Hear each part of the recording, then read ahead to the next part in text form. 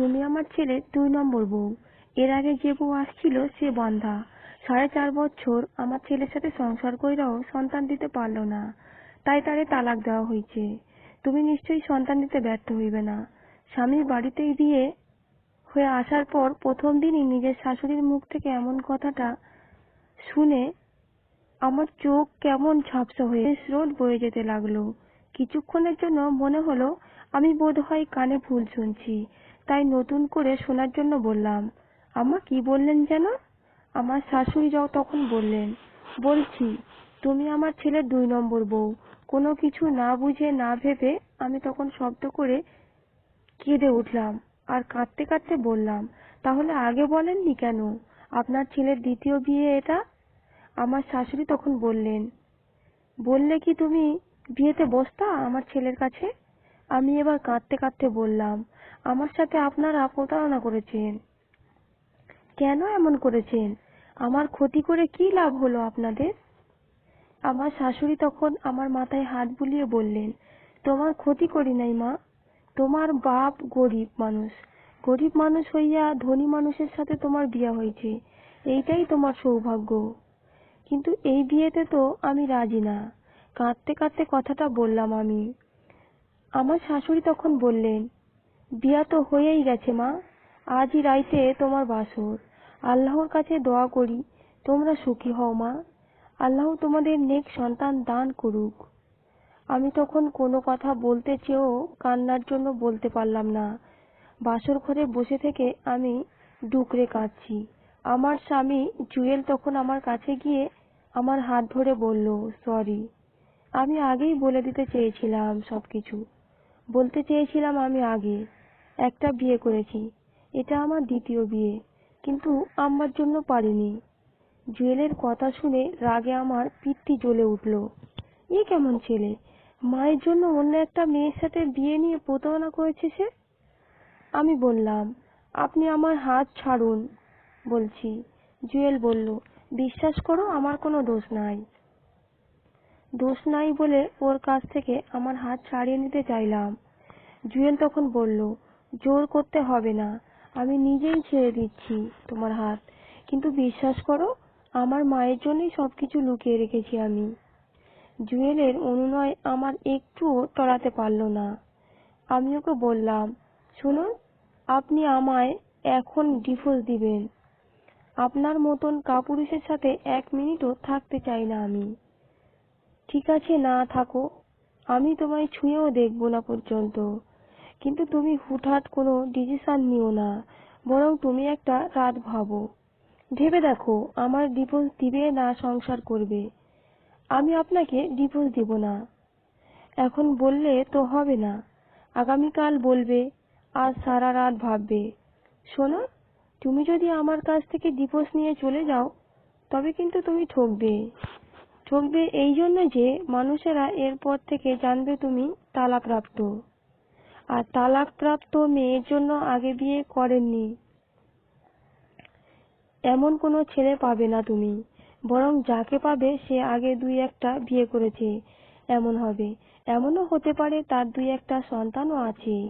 জুয়েলের কথা শুনে রাগে কাঁপতে কাঁপতে আমি বললাম, করুক 2-4টে বিয়ে আর সন্তান থাকুক, কিন্তু সে তো আপনার মতো প্রতারক হবে না, মিথ্যে বলে আমায় বিয়ে করবে না। জুয়েল তখন বলল, দেখো, আগেও বলেছি আমি একটা পরিস্থিতির শিকার, মায়ের জন্য এমন করেছি আমি। কিন্তু বিশ্বাস করো আমি তোমার কোনো কষ্ট পেতে দিব না। আমি বললাম, এই কথাটা নিশ্চিত আপনার আগের স্ত্রীকেও বলেছিলেন আপনি? কিন্তু সন্তান দিতে না পারায় তাকে লাথি মেরে তাড়িয়ে দিলেন। জুয়েল তখন শান্ত গলায় বলল, আসলে তুমি যা জেনেছো তার সবটা সত্যি নয়, এখানে অনেক কথাই লুকোনো আছে। আস্তে আস্তে সব কথা শুনতে পারবে তুমি, সব কথা তখন শুনতে পাবো যখন সন্তান দিতে না পেরে আমিও তালাকপ্রাপ্ত হব তখন।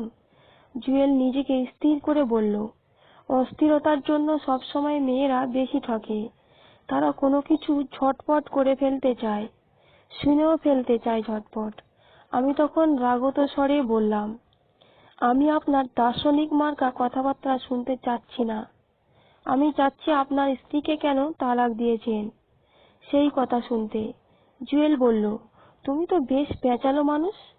আমি বারবার বলছি সবকিছু সময় করে বলবো, কিন্তু তোমার এক্ষুনি শুনতে হবে। আমি এখন কিছুই বলতে পারবো না। আমি চাই না একটা সুন্দর এবং পবিত্র রাতকে কুৎসিত করতে।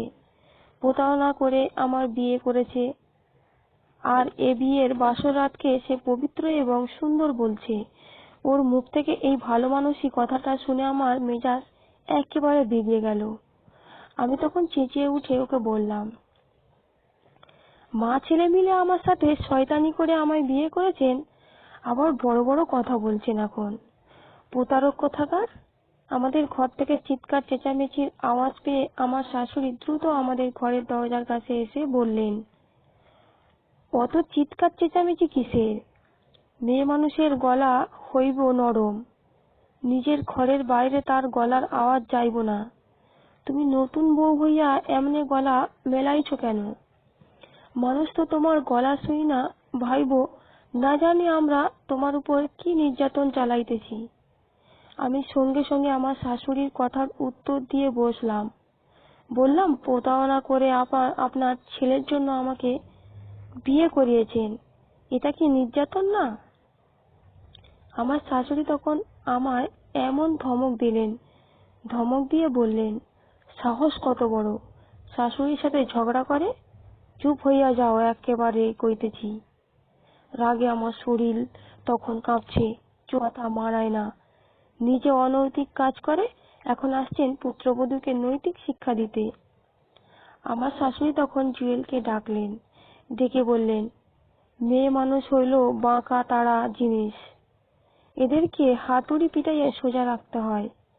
শুরু থাইকা হাতুড়ি না পিটাইলে মাঝে এমন বাঁকন বাঁকবো তখন আর সোজা করণ যাইব না। শাশুড়ির মুখ থেকে এমন অসভ্য একটা কথা শুনে আমার বলতে ইচ্ছে করছিল, আপনাকেও তো কি তবে আপনার স্বামী হাতুড়ি পিটাইয়া সবসময় সোজা করে রাখতেন? কিন্তু জুয়েলের জন্য বলতে পারেনি। সে পরিস্থিতি বুঝতে পেরে বলল, শোনো, যা হয়ে গেছে তা তো আর বললেই ফিরে আসবে না। চিৎকার চেঁচামেচি করলেও ভেঙে যাবে না। সমাজের মানুষেরা জেনে গেছে তুমি এখন বিবাহিতা। তুমি যদি এখন আমায় ছেড়ে চলে যাও, তবুও তো কোনো লাভ হবে না, বরং মানুষের চোখে তুমি নিন্দিত হবে। মানুষ তোমায় নিয়ে কুকথা ছড়াবে। ওরা চারিদিকে তোমায় নিয়ে 7 রকমের গল্প বানাবে তারা। আমি কেঁদে ফেললাম তখন। কাঁদতে কাঁদতে কম্পমান গলায় বললাম, আমার এত বড় ক্ষতিটা করে কি লাভ হলো আপনার? কেন এমন করলেন আমার সাথে? জুয়েল আমার মাথায় হাত দিয়ে স্পষ্ট করলো, হয়তো ও মায়া দেখাতে চেয়েছিল, কিন্তু আমি ওর কাছ থেকে সরে গেলাম অনেকটা। সরে গিয়ে বললাম, এখন মায়া দেখাতে হবে না, আমি সুইসাইড করব। সুসাইড করে আপনাকে আর আপনার মাকে ফাঁসাবো। জুয়েলের মুখটা ভয়ে কেমন শুকিয়ে গেল সুসাইডের কথা শুনে। সে কাঁপা কাঁপা গলায় বলল, না না, এমন কথা বলো না, মৃত্যু তো সবকিছুর সমাধান নয়। তাহলে আপনি বলুন, আপনার আগের স্ত্রীকে কেন তালাক দিয়েছিলেন? জুয়েল এবার বিপদেই পড়ে গেল। না বললে উপায় নেই দেখে সে এবার মুখ খুলল। সে বলল, আমার আগের স্ত্রীর নাম জবা। জবা ছিল আমার ছোট্ট ফুপির মেয়ে। তার সাথে আমার সংসার জীবন ছিল 4.5 বছরের। এই 4.5 বছরে সে শুধুমাত্র কাগজের বউ ছিল আমার, বাস্তবে সে আমার বউ ছিল না। জবাকে আমি বিয়ে করতে নারাজ ছিলাম, সেও নারাজ ছিল আমায় বিয়ে করতে, কারণ তার একটি ছেলের সাথে প্রেমের সম্পর্ক ছিল, আর সেই ছেলের চাকরি বাকরি করে নিজের পায়ে দাঁড়াতে অনেকটা সময়ের প্রয়োজন ছিল। তাই সে আগে থেকেই আমায় জানিয়েছিল বিষয়টা, কিন্তু আমার ফুপির জন্য পড়িনি। আম্মা তার ননদের মেয়েকেই আমার জন্য বিয়ে করিয়ে আনবেন, আর ফুপিও তার মেয়েকে আমার কাছেই বিয়ে দিবেন। তারপর জবা এবার তার মা বাবার কাছে হাত পা ধরে খুব কান্নাকাটি করতে লাগলো। কিছুতেই সে আমায় বিয়ে করবে না, কারণ ছোট থেকেই সে আমায় ভাইয়ের মতো দেখে এসেছে। ফুপি ব্যাপারটা বুঝতে পারলেন। তিনি এবার বললেন, আচ্ছা ঠিক আছে, সমস্যা নাই। জুয়েলকে বিয়ে না করার ইচ্ছে হলে করবি না, অন্য ছেলেকে করবি। আমি আরো 10টা ছেলে দেখে তোকে বিয়ে দিব। জবা তো এবার আরো বড় বিপদে পড়ল। তাকে যে করেই হোক ফুপি বিয়ে দিয়েই দিবেন এবং তার বেকার প্রেমিকের হাতে কিছুতেই মেয়েকে তুলে দিবেন না। পরিস্থিতি ভালো না দেখে জবা হঠাৎ রাজি হয়ে গেল আমায় বিয়ে করতে। অবশেষে আমাদের বিয়ে হলো খুব ধুমধামে। জুয়েলের মুখ থেকে ওর প্রথম বিয়ের কথাটা শুনতে বেশ ভালো লাগছিল, তাই আমি আগ্রহ ভরা গলায় বললাম।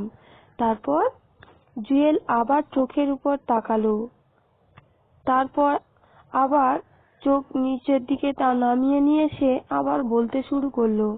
সে বলল, সেদিন ছিল আমাদের বাসর। আজকের চেয়ে বেশি সজ্জিত ছিল সেই বাসর ঘর। ফুলের গন্ধে মুখর হয়েছিল হাওয়া। মরিচ বাতির আলোয় আমি আর জবা বসেছিলাম খাটের উপর। তারপর যখন জবা হাতটা ধরতে যাব, ঠিক তখন জবা আমার পা শক্ত করে ধরে হাউমাউ করে কেঁদে উঠল। আমি ভয়ার্ত গলায় বললাম, জবা কি হয়েছে? শব্দ করে কাঁদলে লোকে কি বলবে? জবা তখন চুপ হয়ে গেল।